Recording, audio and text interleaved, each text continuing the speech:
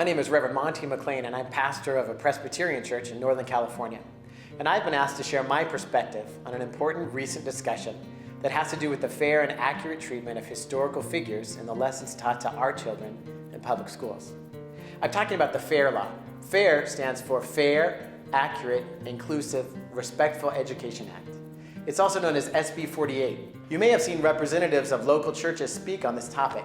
Unfortunately, I've noticed that many of the statements made are not accurate reflections of the law, nor do they embody a compassionate Christian response to one of the significant societal issues of the day.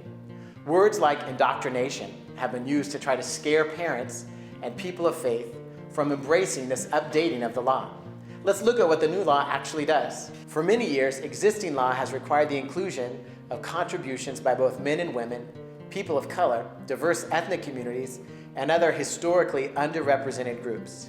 The Fair Education Act requires California schools to take a fair approach by integrating age-appropriate, factual information about social movements, current events, and the contributions of people who have historically been invisible in history and social studies lessons, such as people with disabilities and lesbian, gay, bisexual, and transgender leaders. Parents these days are concerned about what their kids are learning, and that's laudable. Parents should have power and a voice in their kids' education. That's why the Fair Education Act requires lessons to be age-appropriate and to be developed at the local level, where school districts will decide what's appropriate for each classroom based on parent and teacher input. As pastors, we are also concerned about religious freedom and the ability to teach our children the tenets of our faith. The FAIR law makes no reference to religious education.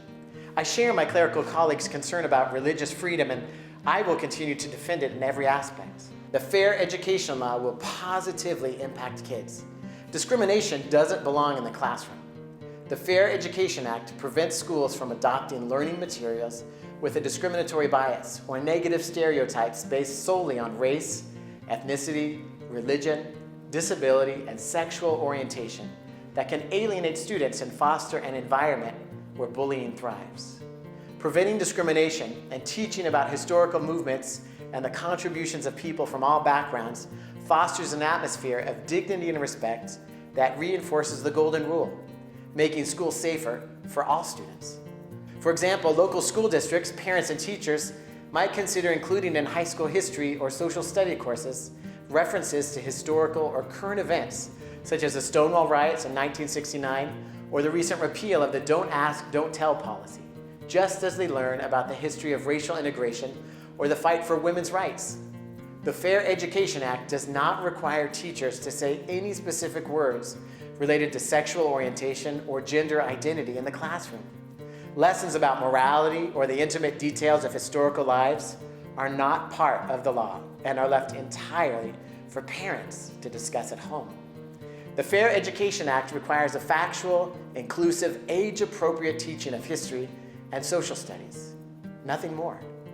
If you are asked by your fellow congregant or friend to sign a referendum to overturn this law, please decline and share this important information.